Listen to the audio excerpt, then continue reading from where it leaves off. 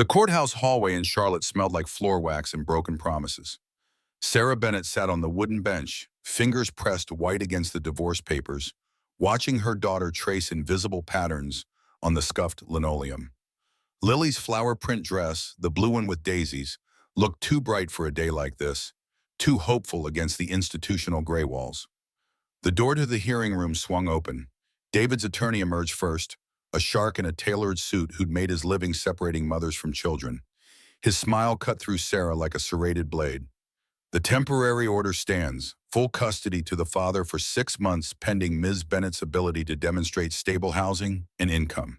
Given that she currently resides in her elderly mother's one-bedroom apartment and remains unemployed, the court sees no reason to revisit the arrangement. Sarah's lungs forgot how to work. Lily's small hand found hers, squeezed tight. "Mama?" The word barely made it past the girl's lips before David appeared, his new wife Karen trailing behind like expensive perfume. He crouched in front of Lily, all rehearsed warmth and fatherly concern. "Ready to come home, sweetheart? We have your room all set up." Lily pressed closer to Sarah. "I want to stay with Mama." David's jaw tightened, that familiar flash of anger he'd always hidden from everyone but Sarah. "The judge already decided. You're coming with us." Karen's hand landed on Lily's shoulder, possessive and final. Sarah watched her daughter being led away, watched those small feet drag against the floor, watched the blue dress disappear around the corner. The hallway suddenly felt too long, too empty, filled with the echo of a single word Lily kept calling back until her voice cracked. "Mama, Mama, Mama." 3 months earlier, Sarah had believed in plans. She'd believed that hard work and playing by the rules meant something. Then the marketing firm folded overnight, liquidating assets and abandoning employees like spent batteries. 2 weeks later, the landlord slid an eviction notice under her door, polite language wrapped around a simple truth. No money meant no home. David had been waiting for exactly this moment. His lawyer filed before Sarah even knew she was being hunted. Now she stood in the courthouse parking lot, watching the Mercedes disappear with her daughter inside, and understood that she'd already lost everything that mattered. The envelope arrived 7 days later. Sarah almost missed it in the stack of overdue bills and collection notices cramming her mother's mailbox. The return address caught her eye. Sullivan and Associates Law Firm, Asheville, North Carolina.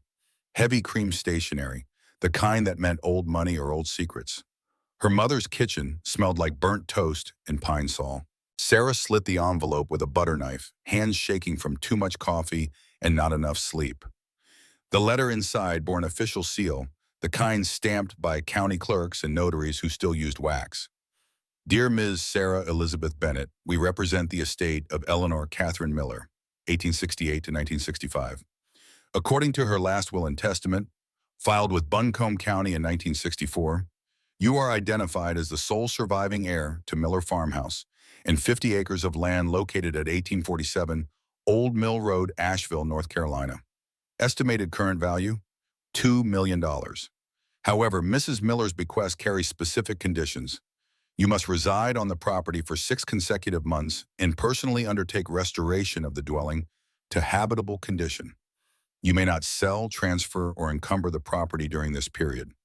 Should you fail to meet these terms, the estate will revert to the state of North Carolina.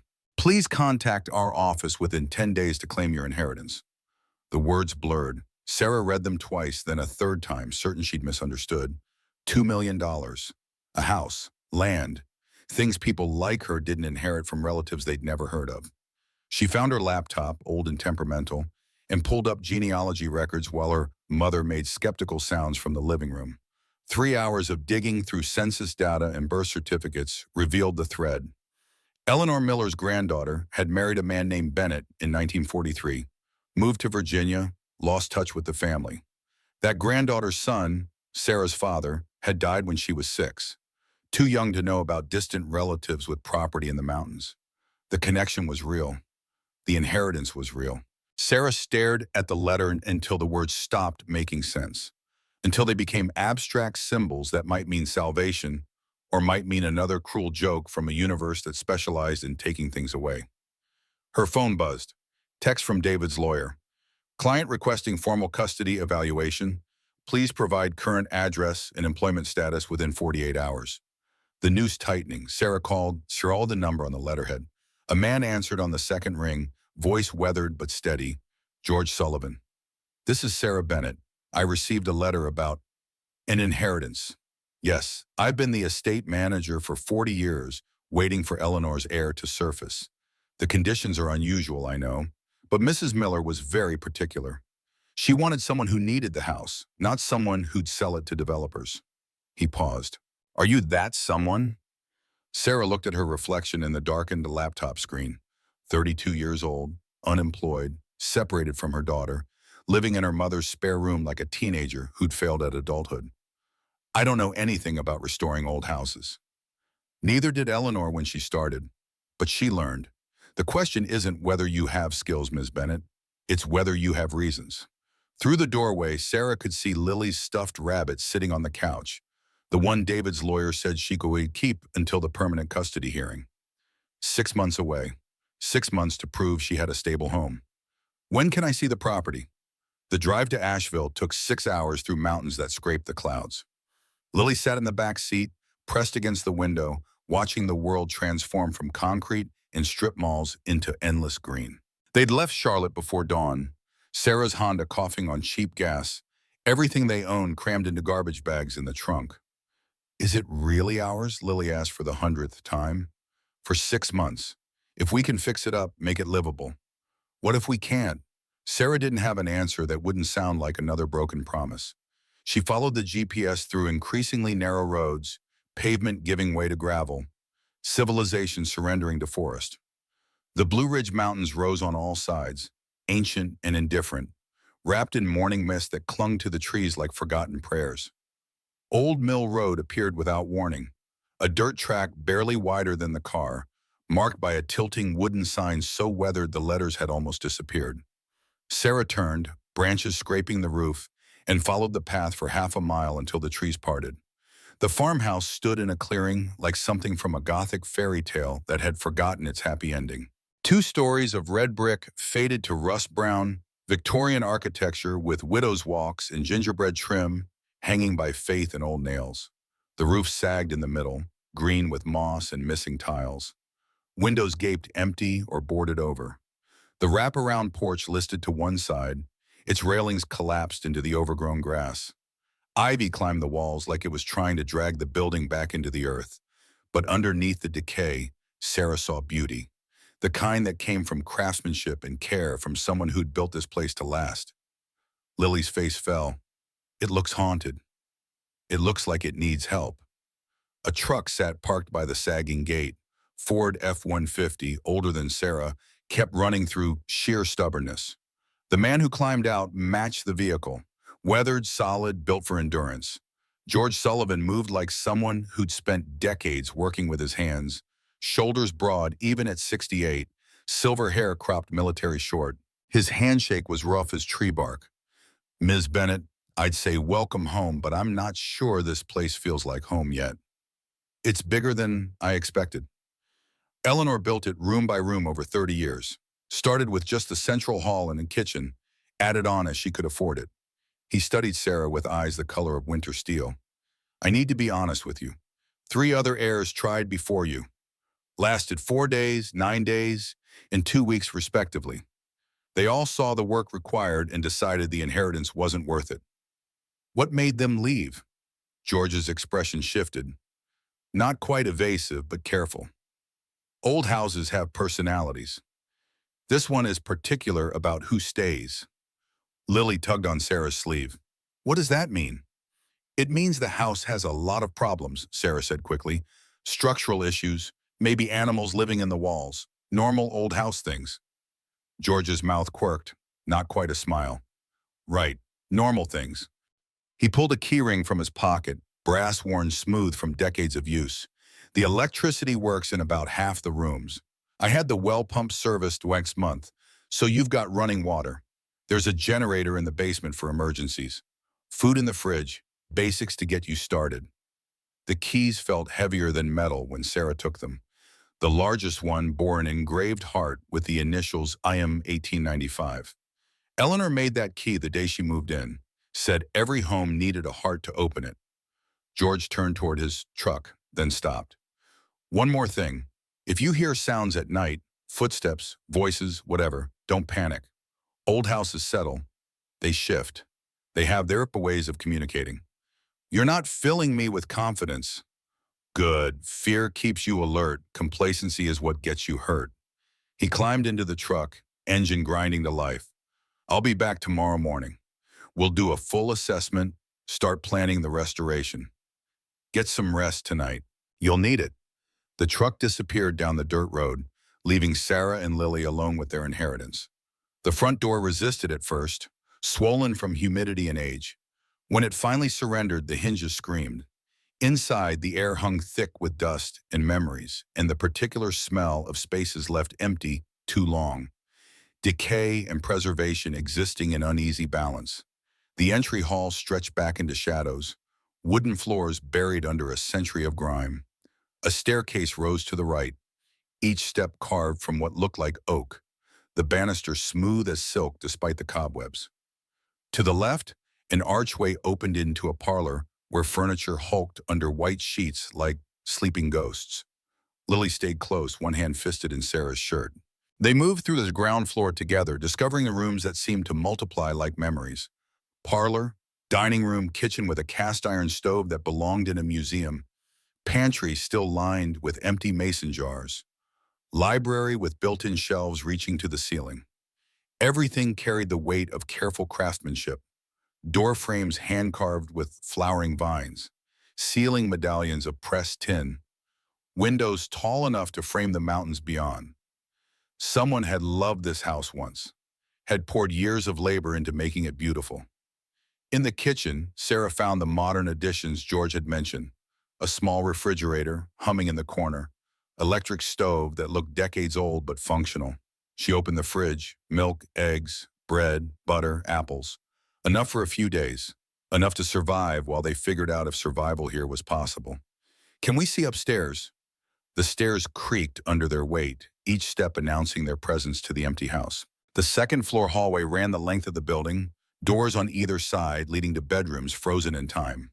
Sarah counted 5 rooms plus a bathroom with a clawfoot tub and fixtures that predated indoor plumbing. They chose adjacent rooms near the stairs, one with wallpaper printed with faded roses for Lily, one with simple cream walls for Sarah. Both had beds with iron frames and mattresses that would need new sheets, assuming the frames didn't collapse the moment anyone lay down. Sarah made up the beds with linens from her car, another reminder of how little they owned, how completely their life had compressed into a few bags and boxes. Lily arranged her stuffed rabbit on the pillow, trying to make the strange room feel less strange. Mama, what if we can't fix this place? What if Daddy's lawyer says we have to leave?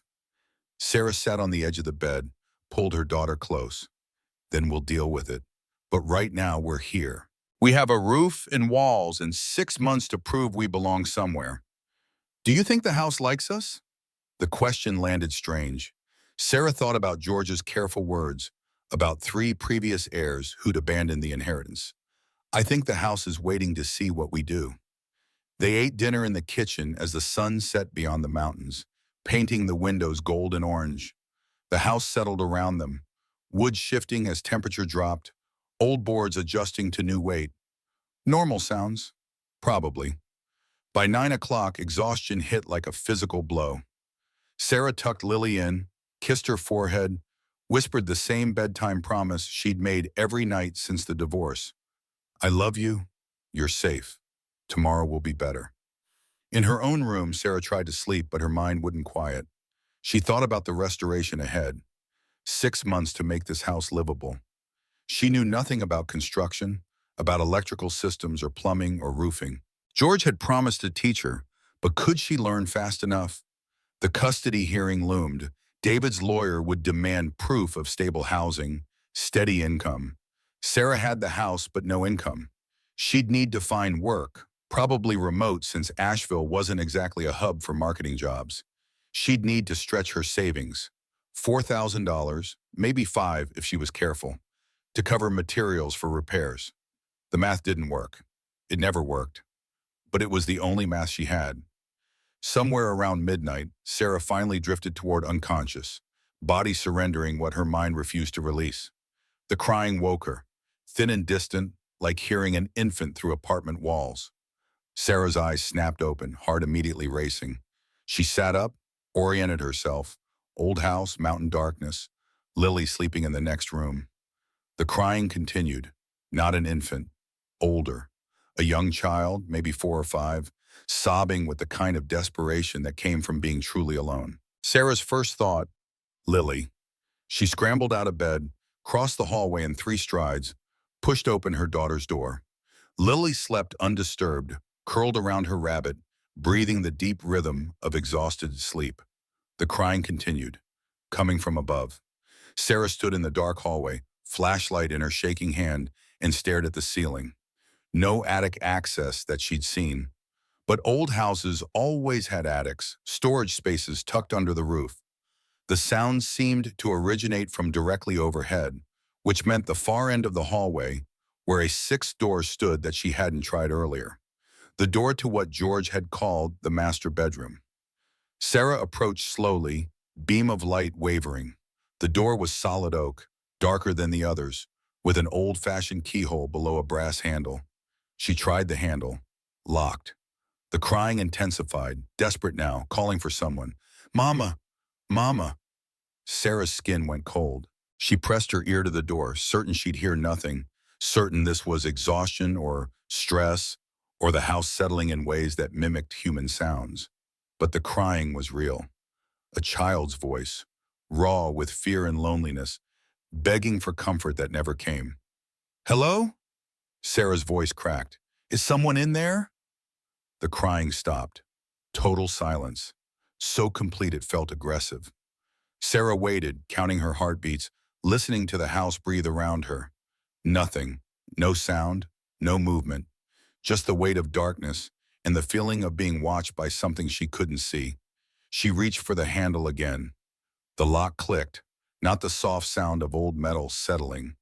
A definite click, like someone had turned the mechanism from inside. The door swung inward 3 inches, hinges whispering.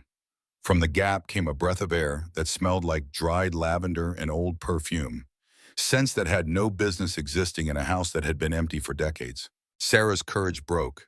She backed away from the door, beam of light jerking across walls and ceiling, and retreated to Lily's room. She locked the door, wedged a chair under the handle, and spent the rest of the night sitting with her back against the wall, watching shadows shift as her imagination supplied 1,000 explanations for sounds that couldn't be explained. By dawn, she'd almost convinced herself it had been exhaustion. Stress-induced auditory hallucinations. The door lock had been broken, giving way to humidity and old age. All rational explanations that would have been more convincing if she hadn't spent 4 hours listening to the house settling in patterns that sounded too much like footsteps. When gray light finally bled through the windows, Sarah let herself believe the worst was over.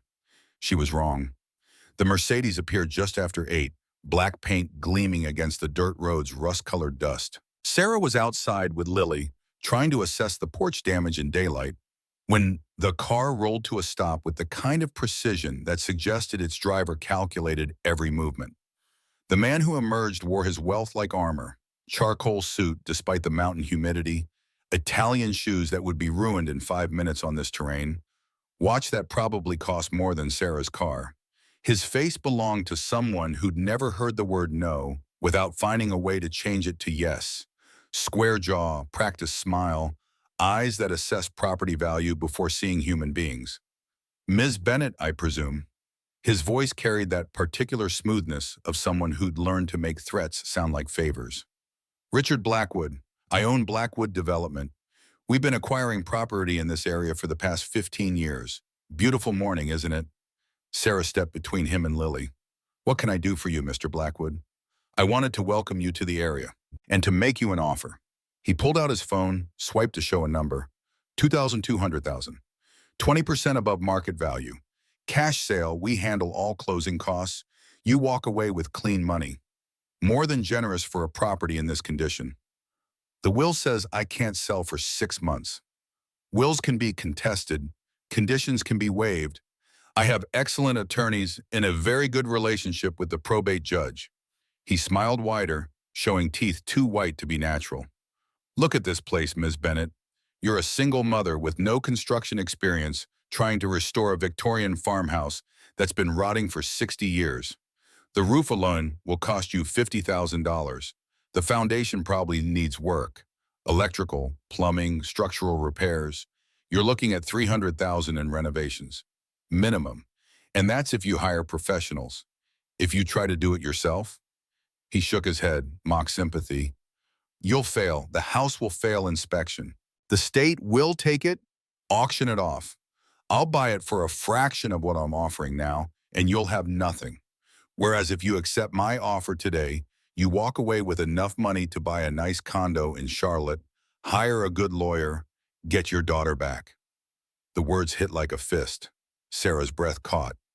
How do you know about due diligence? I research everyone who inherits property I want to acquire. You've had a rough few months, Ms. Bennett. Lost your job, lost your apartment, lost custody of your child. I admire your determination, really, but determination doesn't fix 100-year-old houses. Money does. And I'm offering you more money than you'll see in a decade of whatever work you manage to find. Lily's hand found Sarah's, squeezing tight. Sarah felt her daughter trembling and wanted to strangle the smiling man with his expensive suit and casual cruelty. No, Richard's smile dimmed. Excuse me? I said no, this house belonged to my family. I'm keeping it. Your family? He laughed, short, sharp, dismissive. You didn't even know Eleanor Miller existed until last week. What family connection are you protecting? A signature on a document? Be realistic. I am being realistic. You're the one who drove up here to pressure a stranger into selling something that isn't for sale, which tells me this property is worth a lot more than you're offering. His face shifted, smile falling away to reveal something harder underneath. You're making a mistake. That's my decision to make.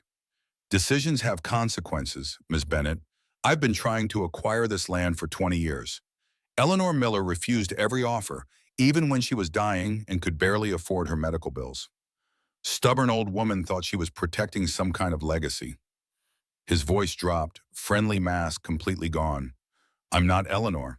I won't let sentiment get in the way of business. This property sits on 50 acres of old-growth hardwood and a granite deposit worth $12 million. I will have it. The question is whether you make this easy or difficult. Get off my land. Richard straightened his jacket, recalibrated his expression back to professional courtesy. I'll give you 2 weeks. When the reality of your situation becomes clear, when the bills start piling up and the contractors laugh at your budget, my offer will still stand, but it might not be as generous. He turned toward his car, paused. Oh, and Ms. Bennett, the building inspector will be by tomorrow. Code violations in this county carry hefty fines. Make sure everything is up to standard. The Mercedes pulled away, spraying gravel. Sarah watched until it disappeared, then her legs gave out. She sat hard on the porch steps, hands shaking with anger and fear. Mama? Lily's voice was very small. Is that man going to take our house? Sarah pulled her daughter close, tried to sound confident. No, no one's taking anything from us. But the words felt hollow. Richard Blackwood had money, connections, time. Sarah had none of those things. She had a house that might collapse if she looked at it wrong, and 6 months to prove she deserved to keep breathing. George's truck appeared 30 minutes later. He took one look at Sarah's face and said, Blackwood was here. How did you? Because he always comes. First day, every time, trying to catch people when they're overwhelmed. George pulled a toolbox from his truck bed, heavy enough that it thudded when he set it down. What did he offer? $2.2 million. Said he'd handle the legal issues with the will. He can't. I wrote Eleanor's will myself, airtight, but he'll try to intimidate you out. That's his method. Pressure, threats, making you think you're in over your head. George looked at the farmhouse, something complicated passing across his face. Are you in over your head? Sarah thought about the crying in the night, the locked door opening by itself, the massive restoration ahead. Probably, but I don't have a choice. Everyone has choices. The question is which ones you can live with. He gestured toward the house. Let me show you what you're actually dealing with. No sugarcoating. You need to understand the scope before you commit. They walked the property for 2 hours while Lily explored the yard, chasing butterflies through grass that brushed her waist. George pointed out problems with the clinical precision of someone who'd seen houses die. Roof needed complete replacement, 17 windows broken or damaged, foundation solid but requiring repointing, electrical system a fire hazard, plumbing functional but outdated, porch structurally unsound. The list felt endless. Sarah's notebook filled with the estimates that made her savings account look like pocket change. I can't afford all this. No one could. That's why the previous heirs left. George leaned against an oak tree, studying her. But Eleanor didn't have money either. She built this place one nail at a time, learning as she went. Did most of the work herself, bartered services for what she couldn't do. Took her 30 years, but she did it. I don't have 30 years. You have 6 months, which is enough if you're willing to work harder than you've ever worked in your life. He pulled a leather journal from his jacket pocket, worn edges soft as cloth. Eleanor kept detailed records. Every repair, every addition, every problem she faced and solved. She left this for whoever came next. Sarah took the journal carefully, opened to the first page. The handwriting was precise, feminine, each letter formed with the care of someone who believed words mattered. June 3rd, 1890. Today I begin building my sanctuary, not for wealth, not for pride, but for my children, Mary, age 6, and Thomas, age 4. They deserve a home where they are safe, loved, and free. No man can take this from us. The words hit Sarah like a physical blow. She read them again, throat tight. Eleanor had been a single mother, abandoned, building a home for her children because no one else would. She was like me. George nodded. That's why the will had those specific conditions. Eleanor wanted someone who needed the house, not someone who'd see it as an investment. She wanted someone who'd fight for it the way she did. Sarah flipped through pages, seeing detailed drawings of construction techniques, notes about which local merchants would extend credit, recipes for homemade wood stain. This wasn't just a record, it was a manual for survival. I'll teach you the skills, George said. Carpentry, basic electrical, masonry. You'll learn fast because you have to. But understanding the technical work isn't enough. You need to understand why Eleanor built this place, what it meant, what it protected. Protected from what? I'll show you. He headed toward the house, boots crunching on gravel. There's something you need to see. They entered through the kitchen. George moved with the confidence of someone who'd walked these halls 1,000 times. He led Sarah to the library. 2 walls of floor-to-ceiling bookshelves, a stone fireplace dominating the third wall, tall windows letting in afternoon light thick as honey. Eleanor loved this room, spent every evening here reading to her children. George ran his hand along the fireplace mantel, fingers finding hidden catches Sarah would never have noticed. Something clicked. The back panel of the fireplace, what looked like solid stone, swung inward on concealed hinges. Behind it, a narrow door set into the wall. Plain wood, no markings, with a keyhole that looked like it hadn't been opened in decades. What is that? Eleanor's real legacy. The reason she fought so hard to keep this place out of men like Blackwood's hands. George stepped back. I can't show you what's inside. The key is somewhere in the house. Eleanor hid it before she died. Said only the right person would find it. That's cryptic. Eleanor was cryptic. Came from living through times when saying the wrong thing to the wrong person could destroy you. He turned to face Sarah fully. 3 things you need to know. First, Richard Blackwood's grandfather tried to kill Eleanor in 1920. Burned her barn, poisoned her well, threatened to murder her children. She fought back, won in court, bankrupted him. The Blackwood family has wanted this land ever since. Second, Eleanor didn't just build a house, she built a refuge. For 50 years, she helped women escape situations that would have killed them. Hid them, fed them, gave them money to start over. This place was a station on an invisible railroad. Third, and this is the part that's hard to explain, the house remembers. I don't know how, but it does. It recognizes people who mean it harm, and it protects itself. Sarah thought about the crying, the door unlocking. You're saying the house is haunted. I'm saying the house is aware. Maybe Eleanor's presence soaked into the walls. Maybe caring for something deeply enough leaves an imprint. I don't have answers, but I've seen 3 grown adults run from here, screaming about doors opening and voices calling their names. And I've also seen. He stopped, reconsidered. You'll see for yourself. Give it time. George, I'm a practical person. I don't believe in ghosts. Good. Eleanor didn't either. She believed in people, in protection, in building something that lasted. If the house has some kind of consciousness, it's because she willed it into existence through sheer determination. He picked up his toolbox. Tomorrow we start on the roof. Most critical repair. I'll bring the supplies. You bring the willingness to learn.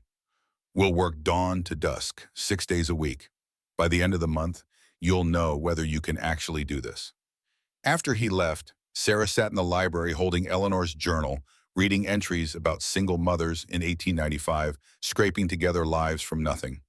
One passage stood out. July 15th, 1898. Mrs. Anna Kowalski arrived tonight, face bruised, ribs broken, nowhere to go. Her husband said he'd kill her if she left. I gave her the room behind the fireplace, safe, hidden, warm. Tomorrow I'll help her reach the train station. She has a sister in Tennessee who will take her in. This is the 8th woman I've sheltered this year. 8 lives saved from men who believe marriage gave them ownership. This house stands as proof they are wrong.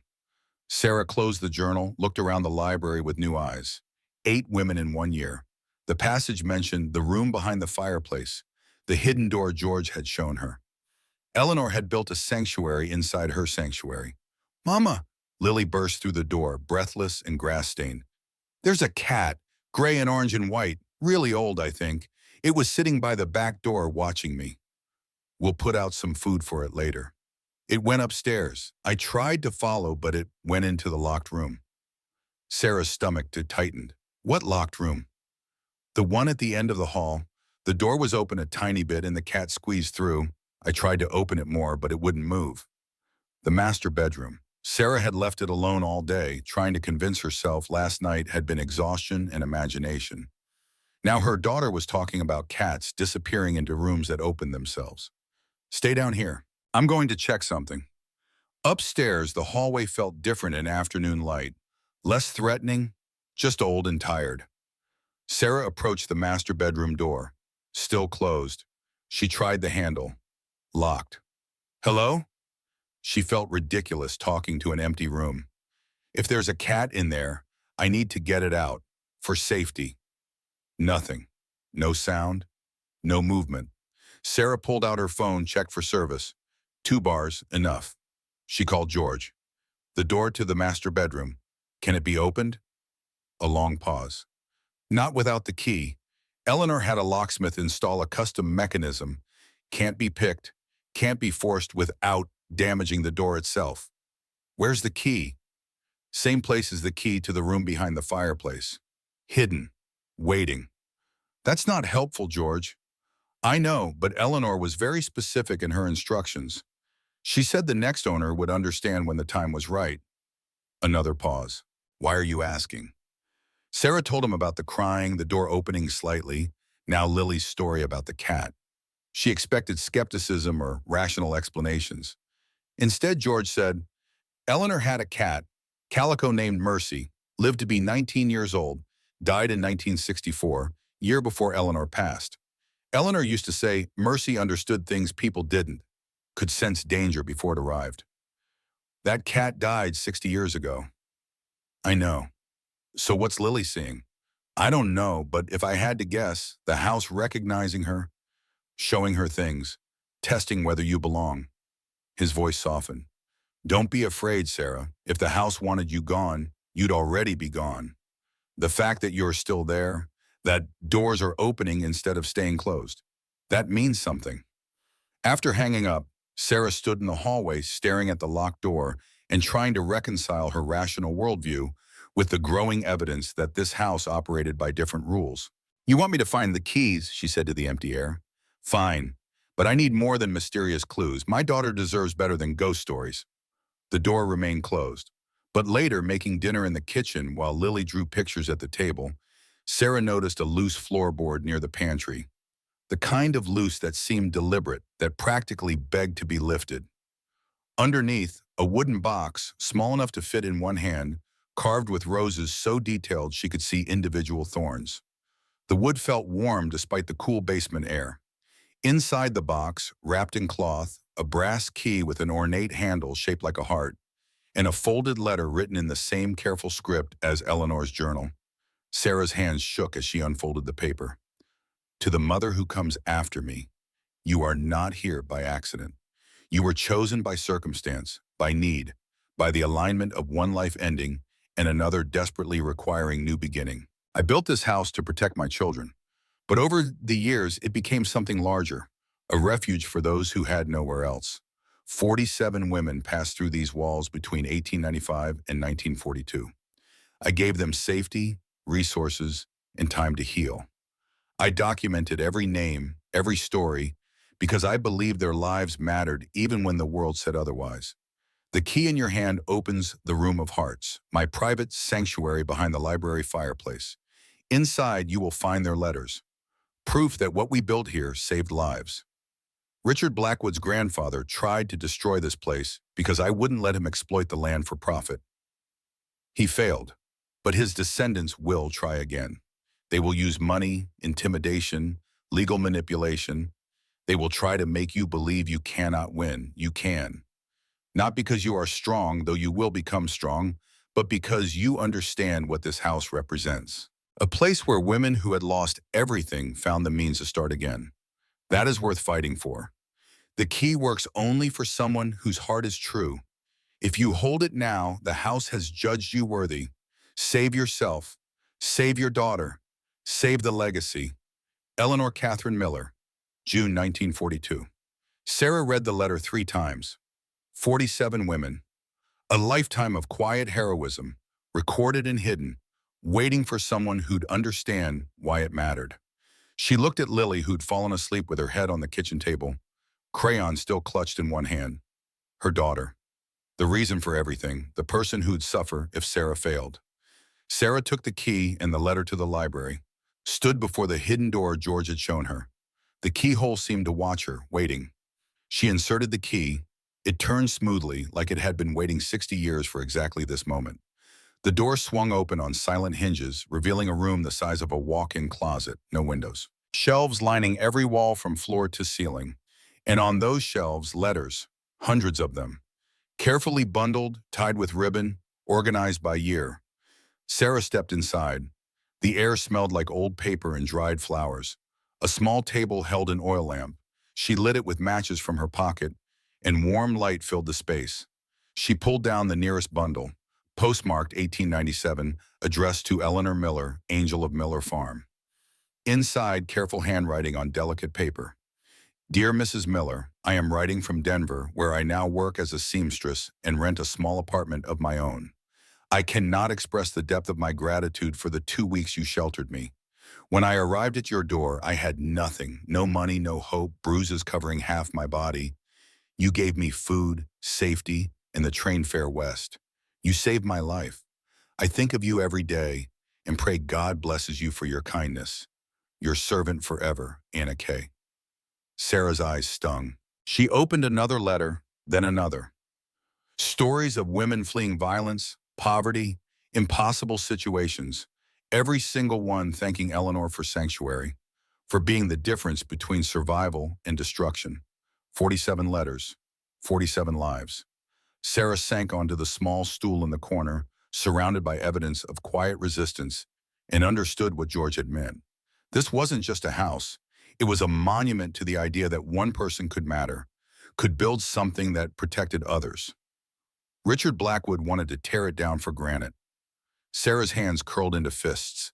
She thought about the $12 million underground, about developers who saw land as nothing but resource extraction, about how many desperate women today could use a place like this. The sound of breaking glass snapped her attention back to the present. She ran toward the front of the house, heart hammering. In the parlor, shattered glass glittered across the floor. A brick lay among the shards, wrapped in paper secured with rubber bands. Sarah peeled off the paper, unfolded it.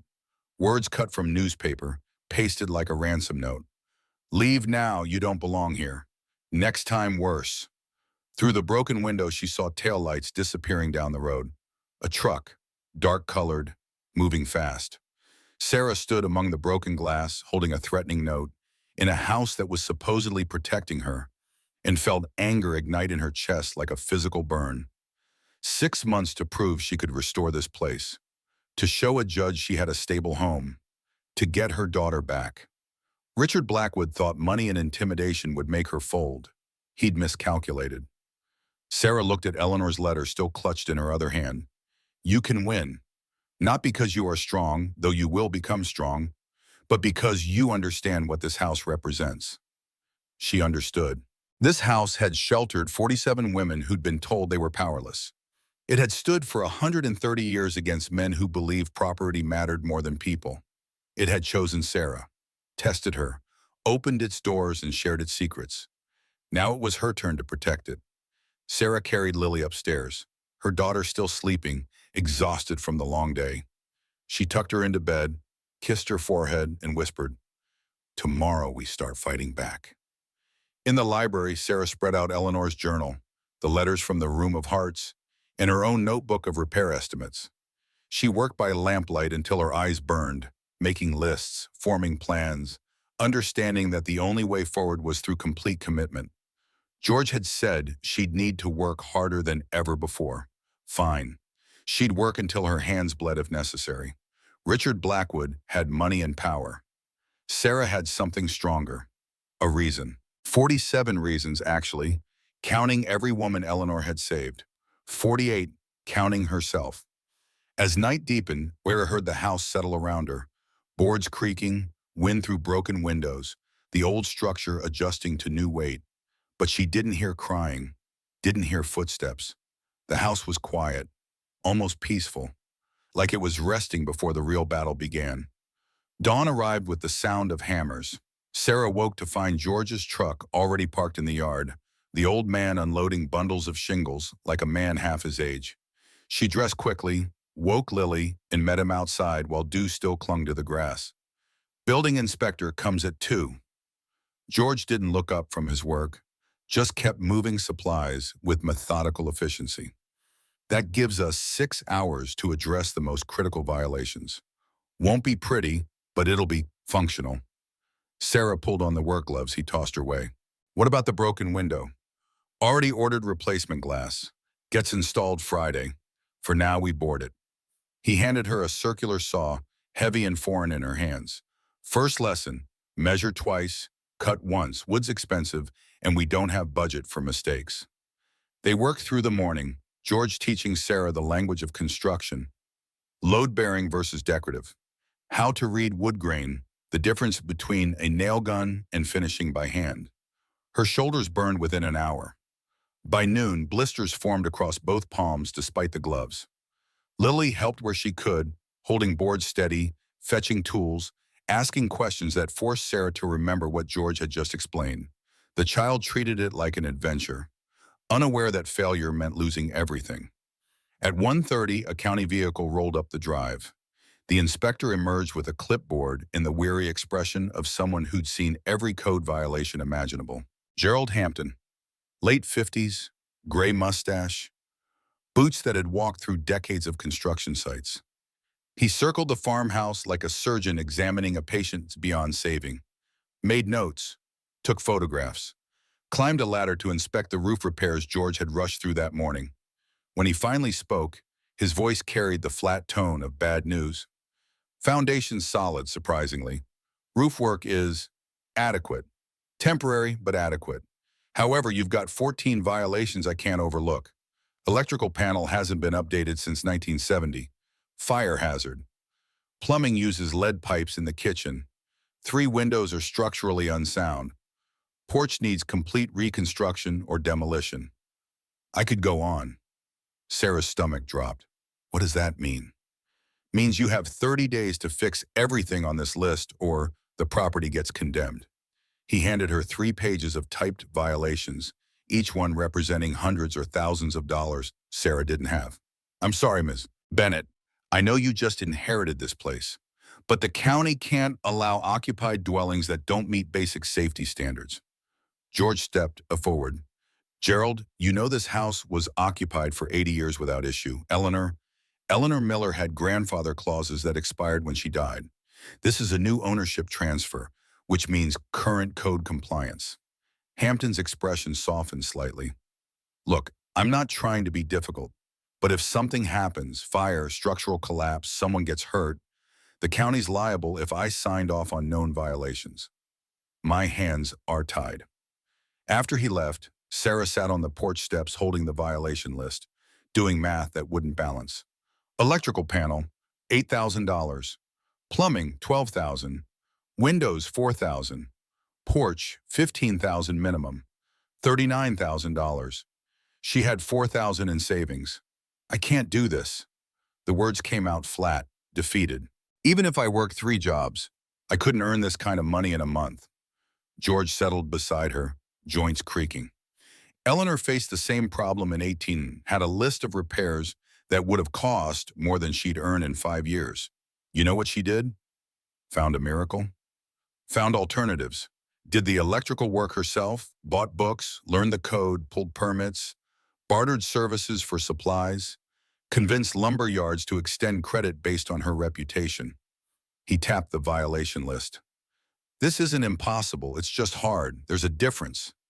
I don't know how to rewire a house, George. You didn't know how to replace shingles yesterday either. Now you do. He stood, brushed dust from his jeans. Tomorrow we start on the electrical. I'll teach you enough to pass inspection. The plumbing we can update to code without replacing everything. Windows we salvage from other old houses. I know 3 properties being demolished that'll sell us theirs cheap. The porch is the real problem, but we've got time. Sarah looked at her blistered hands, thought about the 47 women who had passed through this house when it was their only option. Eleanor hadn't quit. Those women hadn't quit. Okay, she pushed herself upright. Teach me. The work consumed everything. Sarah woke before dawn, worked until her vision blurred, collapsed into dreamless sleep, then repeated the cycle. George proved to be a patient teacher with impossibly high standards. If something wasn't done right, they tore it out and started over, no matter how many hours had been invested. Lily adapted faster than Sarah expected. The girl helped organize tools, kept notes on the measurements, learned to identify different types of screws and nails. She turned the restoration into a game, racing against imaginary deadlines, celebrating small victories when a light fixture worked or a pipe stopped leaking. But Richard Blackwood wasn't finished. 5 days after the inspector's visit, 3 men appeared at the property line with surveying equipment. Sarah walked down to meet them, George at her side. The crew chief consulted a tablet. We're conducting a geological survey for Blackwood development. Property boundary runs along this marker. He pointed to a metal stake hammered into the ground.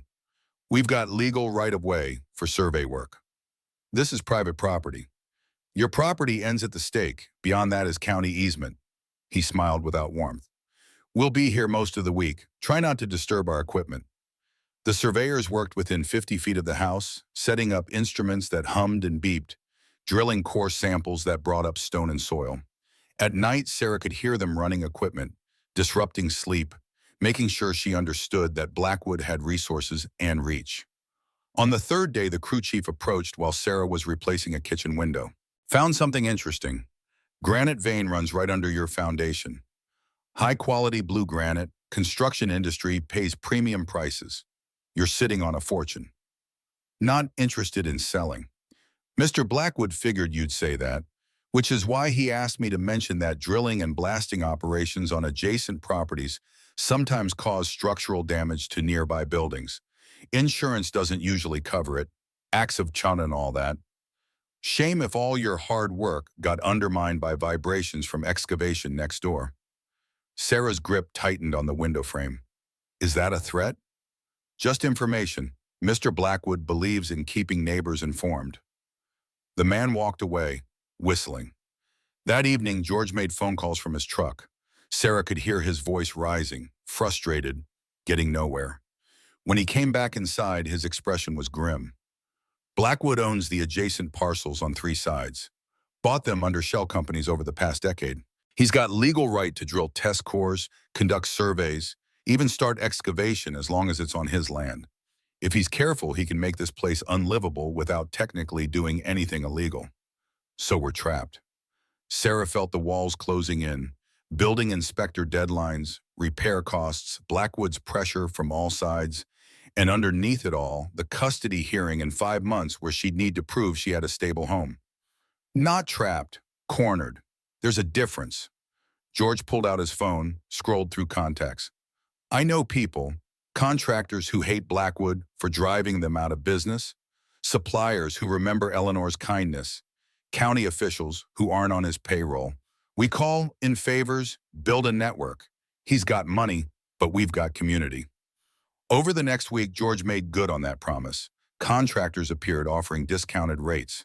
A retired electrician spent 3 days teaching Sarah to rewire circuits, refused payment, said Eleanor had once helped his mother leave an abusive marriage. The owner of a salvage yard delivered 6 Victorian-era windows, perfect matches for the farmhouse, and charged a quarter of market value. Sarah worked 16-hour days. Her hands became permanent exhibitions of cuts and calluses. She learned to read voltage with a multimeter, to sweat copper pipes, to identify load-bearing walls by the way nails had been driven a century ago. Lily shadowed her through it all, absorbing lessons about persistence and problem-solving that no classroom could teach. But the house itself grew stranger. Sarah would place a tool down, turn to grab materials, find the tool move 3 feet to the left, exactly where she needed it next. Lights flickered in patterns that seemed intentional, illuminating the exact board that needed replacement. One morning, Sarah discovered a loose floorboard in the hallway that revealed a hidden envelope containing $200 in old bills and a note. Emergency Fund, EM. Lily claimed to see the calico cat regularly, always watching from doorways or windowsills, always disappearing when approached directly. The girl started leaving food out, which vanished overnight despite no signs of actual animals. Mama, I think Eleanor wants to help us. Lily spoke with the absolute certainty of childhood. The house keeps showing me where things are hidden. Yesterday, I found nails in the pantry behind the loose brick. Today, that money in the hall.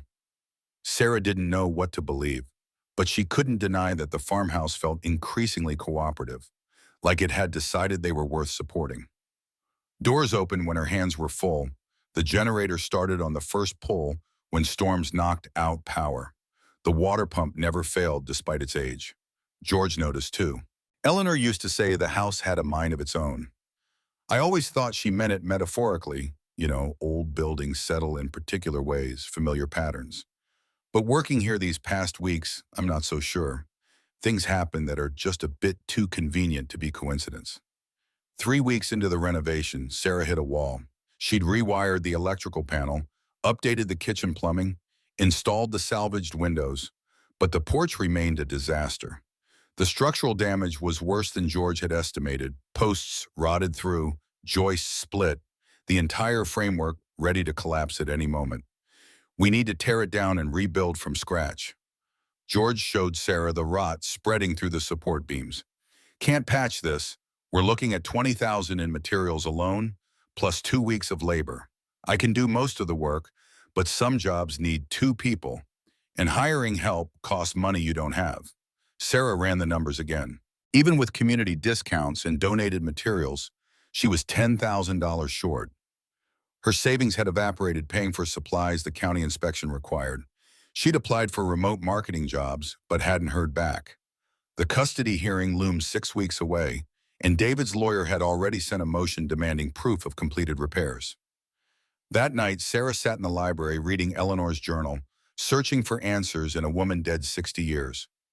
One entry stood out. September 23, 1903. The bank denied my loan. They said unmarried women are poor credit risks. I have $50 to my name and $300 in bills due. Thomas needs medicine. Mary needs winter clothes. The house needs repairs I cannot afford. I do not know how to proceed, but I know that giving up means my children suffer. So I will find a way. Tomorrow I will visit every merchant in town and offer my services. Sewing, cooking, bookkeeping, anything honest that pays. I will remind them that Eleanor Miller keeps her promises and pays her debts. Someone will take a chance on me. They must. Sarah closed the journal, Eleanor's determination burning through the century between them. The next morning she drove into Asheville proper, first time she'd left the farmhouse in 3 weeks. The city had that carefully preserved mountain town aesthetic. Brick buildings restored to historical accuracy, coffee shops with local art, tourists spending money on experiences. She walked into every contractor's office, every lumber yard, every construction supply store. Most turned her away, but a few remembered Eleanor. An older woman running a hardware store said Eleanor had once lent her grandmother money for surgery. A contractor recalled Eleanor hiring his father in the 1950s when no one else would hire a black carpenter. Sarah offered the only thing she had, labor. She worked nights and weekends doing bookkeeping, website design, marketing consultation, anything that leveraged her old skills. In exchange, they'd extend credit on materials or discount labor. By day's end, she'd piece together enough commitments to cover the porch reconstruction. It would mean working 20-hour days, but that was the price of survival. She drove back to the farmhouse, exhausted but functional. As she pulled up the drive, something felt wrong. The front door stood open. She'd locked it that morning. Sarah ran inside, calling for Lily. Found her daughter in the library, safe but shaken. George stood beside her, face tight with controlled anger. Someone was here. He pointed to muddy boot prints crossing the floor, adult-sized, recent. Came in through the back door. Lock was picked, not forced. Professional work. Sarah's blood went cold. What did they take? Nothing. That's what worries me. George moved through the rooms, checking. They went straight into the library, spent time at the fireplace, then left through the same door. The room of hearts. Sarah's breath caught. She pulled aside the panel. The hidden door was closed but not locked. She opened it carefully. The letters remained undisturbed on their shelves. But something felt violated, like a sacred space had been exposed to hostile eyes. Blackwood knows about this room now. George's voice was flat. He's escalating. That night, Sarah couldn't sleep. She kept hearing sounds, imagined or real, she couldn't tell. The house creaked and settled. Wind rattled the new windows. At 2 a.m., she got up, checked on Lily, sleeping peacefully, and went downstairs. The library door was closed. She'd left it open. Sarah approached slowly, pushed it open. Moonlight streamed through the windows, painting everything silver and black. The hidden panel beside the fireplace was open. She hadn't left it that way. Inside the room of hearts, a single letter sat on the small table, illuminated by moonlight as if spotlit. Sarah picked it up. The envelope was newer than the others, dated 1964, Eleanor's final year. Inside, Eleanor's handwriting, shaky with age but still precise. To whoever fights to save this house, you are exhausted, frightened, questioning whether the struggle is worth the cost. I know, because I felt the same fear every time men tried to take what I built. Let me tell you what I learned. They want you afraid. Fear makes people retreat, makes them negotiate from positions of weakness, makes them accept less than they deserve. But fear is just another tool of control, and you are not obligated to pick it up. This house has stood for 70 years because I refuse to be afraid of men with more money and power. It will stand another 70 if you refuse the same. The night before my final confrontation with Harold Blackwood in 1920, I wrote this and hid it for the next woman who would need it. You are not fighting for bricks and wood. You are fighting for the principle that women's labor, women's lives, women's choices have value that cannot be bought or intimidated away. Win or lose, the fight itself matters. It tells the world we are not for sale. E.M. Sarah read the letter 3 times. Eleanor had known. Somehow, across decades, she'd known exactly what Sarah would need to hear at exactly this moment. The house was trying to help, not with supernatural intervention, but with Eleanor's carefully preserved wisdom, strategically revealed when it would matter most. Sarah took the letter to her room, pinned it above her makeshift desk. Tomorrow she'd start the porch reconstruction. Tomorrow she'd work until her body gave out. Tomorrow she'd prove that Eleanor's faith hadn't been misplaced. But tonight, she'd sleep. Because exhaustion was also a tool of control, and she refused to pick that one up either. The porch reconstruction took 12 days of brutal labor. Sarah and George worked from dawn until dark, tearing out rotted wood, pouring new concrete footings, installing pressure-treated posts and beams that would outlast them both. Lily helped where she could, but mostly she explored the property, mapping the 50 acres in a child's careful drawings. On day 8, Lily came running. "Mama, there's a woman at the edge of the woods. She waved at me." Sarah's heart jumped. "What woman?" "Old, like George. She had gray hair and a long dress. When I got close, she walked into the trees. I followed but couldn't find her." George and Sarah exchanged looks. He said what they were both thinking. "Eleanor died in 1965, but people around here still claim to see her walking the property lines." "That's ridiculous." "Is it? You've seen the house move objects. You found letters appearing at exactly the right moments. Maybe Eleanor's presence is stronger than we think. Or maybe," he paused, choosing words carefully, "maybe someone is trying to scare Lily. Blackwood wouldn't be above hiring someone to dress up, create disturbances." They searched the woods, found nothing. But that night, Sarah couldn't shake the image of an old woman in period clothing, watching over the property she'd spent a lifetime protecting. The building inspector returned on day 14. Hampton walked the property with his clipboard, checking off violations one by one. When he finished, his expression showed grudging respect. "I'll be damned. You actually did it." He signed the clearance form. "Electrical is up to code. Plumbing passes. Porch is solid. Better than new, honestly. Windows are period appropriate and functional. I'm certifying this property as habitable." Relief hit Sarah like a physical force. She'd done it. Against impossible odds, against every expectation, she'd brought a dying house back to life. That evening, George brought champagne. They sat on the new porch, boards still smelling of fresh stain, and toasted to small victories. 4 months until the custody hearing. Sarah watched Lily chase fireflies in the yard, her daughter's laughter floating through the mountain air. "I need to find steady income. The house is habitable, but judges want to see financial stability. I might have something." George pulled out his phone, showed Sarah a website. "Local Historical Society is looking for a consultant to digitize old property records. Pays $1,500 a month. Work from home. I recommended you. They want to meet next week." "George, I don't know how to thank you." "You already did. You saved Eleanor's house. That's thanks enough." He refilled her glass. "But there's something else you need to know. The geological survey Blackwood ran, it confirmed what he suspected. There's a granite vein under this property worth $20 million, not 12. He's not going to stop. Certification from the building inspector doesn't matter to him. He'll find another angle. Let him try. I'm not leaving." "Good, because what comes next is going to test that resolve." The test arrived 3 days later. Sarah was working on her laptop. She'd gotten the Historical Society job, was already scanning documents, when a courier delivered legal papers. She signed for them, opened the envelope, and felt the ground shift. Notice of eminent domain proceeding. Buncombe County Development Authority hereby notifies Sarah Bennett that the property located at 1847 Old Mill Road has been designated for public acquisition under eminent domain statutes. The county requires this land for expansion of the regional water treatment facility.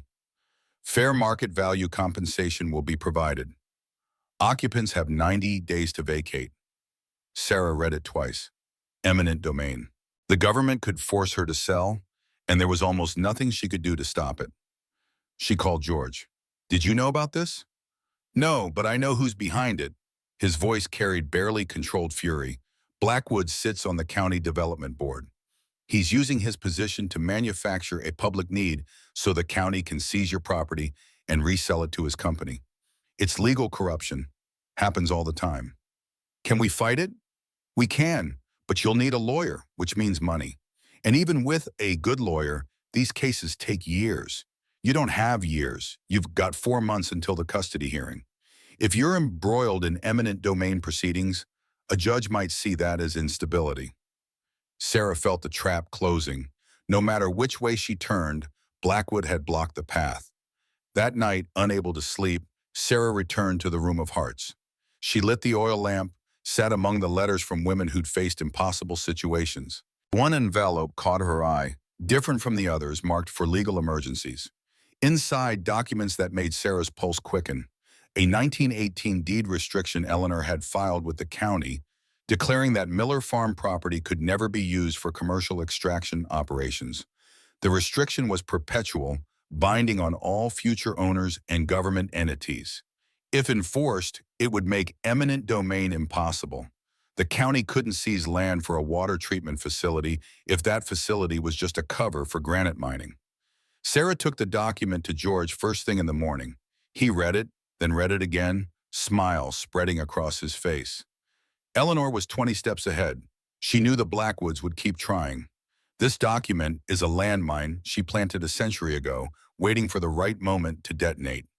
They filed a response to the eminent domain notice, attaching Eleanor's deed restriction. Within 48 hours, the county's lawyers called requesting a meeting. The conference room in the county offices felt designed to intimidate. Long table, hard chairs, fluorescent lights that made everyone look sick. Sarah sat with George on one side. Across from them, 3 county lawyers, a representative from the Development Authority, and Richard Blackwood himself. The lead lawyer, a woman in her 50s with the tired eyes of someone who'd seen every trick, spoke first. Ms. Bennett, we've reviewed the 1918 deed restriction. It's problematic. Problematic how? George's voice was pleasant, but Sarah heard steel underneath. It's legally binding, which means the county cannot use eminent domain to seize property for any purpose that involves subsurface resource extraction. She glanced at Blackwood, who sat rigid with barely contained anger. Given that our stated purpose for the water treatment facility included provisions for offsetting construction costs through granite sales, the restriction applies. Blackwood leaned forward. That restriction is 100 years old. It's obsolete. The county can petition to have it removed. We could, but the process takes years and requires proof that the restriction no longer serves public interest. The lawyer looked at Sarah. Mr. Bennett, would you be willing to negotiate a voluntary sale? Mr. Blackwood has authorized me to offer $3 million. $3 million, enough to solve every problem. Pay lawyers, buy a house in Charlotte, set up a trust fund for Lily. Sarah could already picture David's lawyer's face when she showed up to the custody hearing as a woman of means. She felt George watching her, felt the weight of Eleanor's letters in the next room, felt the house itself holding its breath. No. Blackwood's face flushed red. You're making a mistake. That offer won't stand forever. Then I guess I'll have to live with my mistake. Sarah stood. Are we done here? The county lawyers exchanged glances. The lead attorney nodded. The eminent domain proceeding is withdrawn. You're free to go. Outside in the parking lot, George grabbed Sarah's arm. Do you understand what you just did? You backed down a man who's used to getting everything he wants. You just made an enemy for life. I made an enemy the day I inherited that house. At least now he knows I won't fold. Sarah unlocked her car, hands shaking from adrenaline. Eleanor fought for 50 years. I can fight for 4 more months. But Blackwood wasn't finished. 2 weeks later, Sarah was installing crown molding in the dining room when she heard vehicles outside. She looked out to see 3 pickup trucks, a dozen men in work clothes, heavy equipment being unloaded. She ran outside. What's going on? A foreman consulted his clipboard. Blackwood Development. We're clearing trees and preparing excavation on the adjacent property. Work starts today, runs for the next 3 months. That's going to be right next to my house. Yes, ma'am, we'll try to minimize disruption, but there will be noise, dust, vibrations. Can't be helped. The excavation began immediately. The sound of chainsaws and heavy machinery became Sarah's constant companion. Trees fell, shaking the ground. Earth movers scraped and gouged, sending up clouds of dust that coated everything. At night, work lights blazed, turning darkness into perpetual industrial day. Lily couldn't sleep. Sarah couldn't work. The house itself seemed to shudder under the assault, boards groaning, windows rattling in their frames. After 3 days, cracks appeared in the dining room plaster. A week in, the foundation shifted, barely visible, but George noticed immediately. They're doing this on purpose.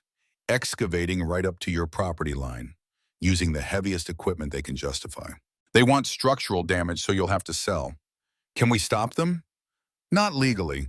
They own the land, they've got permits. Best we can do is document everything, photographs, measurements, independent structural assessments. If they cause serious damage, we sue. But that takes time and money. Sarah watched men in hard hats systematically destroying the forest Eleanor had preserved, deliberately traumatizing the land to force her out. She thought about quitting, thought about taking the money and running. Then she thought about the 47 women who'd had nowhere else to go. We document everything, and we hold the line. The excavation continued. Sarah worked through the noise, teaching herself to focus despite the chaos.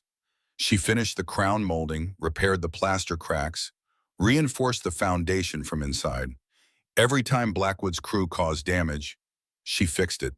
Every time they pushed, she pushed back. Lily adapted with the resilience of childhood, turning the industrial noise into background music for her games. She mapped the property boundaries with string and stakes, created elaborate warning systems using empty cans and wire, appointed herself chief of security. One evening, Lily came running inside, breathless. "Mama, the lady is back, at the edge of the woods, right where they're cutting trees. She's crying." Sarah followed her daughter outside. The sun was setting, painting the devastation in shades of blood and rust. Where old-growth forest had stood, only stumps remained. The woman, if there was a woman, was gone. But Sarah felt it too, a profound sadness, like the land itself was grieving. That night, the excavation equipment malfunctioned. All of it, simultaneously. Earth movers wouldn't start. Chainsaws died. The generator exploded in a shower of sparks that forced evacuation. No one was hurt, but the crew refused to return until everything was inspected. The foreman blamed faulty maintenance. The equipment rental company blamed operator error. Work halted for 4 days while they sorted it out. George heard the news and smiled. Eleanor is still protecting her land. Equipment failures aren't supernatural, George. No, but their timing is awfully convenient. He looked at the silent machines, or maybe the universe occasionally takes a side. When excavation resumed, the crew worked more carefully, stayed further from the property line, used smaller equipment. The message had been received. Push too hard, and consequences followed. Sarah used the respite to finish the last major repairs. She restored the upstairs bathroom, refinished the hardwood floors, painted the exterior trim. The farmhouse transformed from ruin to resurrection, every room a testament to what could be accomplished through sheer determination. The historical society work provided steady income. Sarah took on additional freelance projects, website design, social media consulting, anything that could be done remotely. Money remained tight but manageable. She was building the stability the judge would need to see. 3 months after inheriting the farmhouse, Sarah looked around at what she'd created and felt something she hadn't experienced in over a year. Pride, not in material success or social status, but in having fought for something worth fighting for and refusing to surrender. The custody hearing was 6 weeks away. Then Maria Santiago appeared at the door. Sarah was reviewing documents for the Historical Society when the knock came, tentative, almost apologetic. She opened the door to find a woman in her late 20s, Hispanic, with a black eye turning purple-yellow and a split lip barely healed. "I'm sorry to bother you," Maria's voice shook. "I'm staying with my sister 2 miles down the road. She said you might help, that this house used to help women like me." Sarah's throat tightened. "Come inside." Maria's story spilled out over coffee at the kitchen table. Abusive husband, restraining order he ignored, police who couldn't protect her until after he'd hurt her, nowhere safe to stay while the legal system ground through its processes. "My sister said Eleanor Miller used to shelter women. I know she's gone, but I thought, maybe you—" Maria's eyes filled. "I'm sorry, this was stupid. You don't know me." Sarah thought about the 47 letters in the Room of Hearts, thought about Eleanor writing across a century. This house stands as proof that women's lives matter. "You can stay here, as long as you need." Maria's face crumpled. "I don't have money." "I'm not asking for money, I'm offering safety." Sarah showed her to one of the upstairs bedrooms, the one with rose wallpaper that Lily hadn't claimed. Lock the door if you want. No one will bother you. Over the next 2 weeks, Maria stayed. She helped with small repairs, cooked meals, slowly relaxed as the bruises faded. Her husband called, texted, drove past the property screaming threats. But he didn't enter. Something about the farmhouse itself seemed to ward him off. Sarah realized she was doing exactly what Eleanor had done, providing refuge not because it was profitable, but because it was necessary. George noticed the change. You're continuing Eleanor's work. Someone has to. It's dangerous. If Maria's husband comes after her here, you and Lily could get caught in the violence. Then we deal with it, but I'm not turning her away. Sarah met his eyes.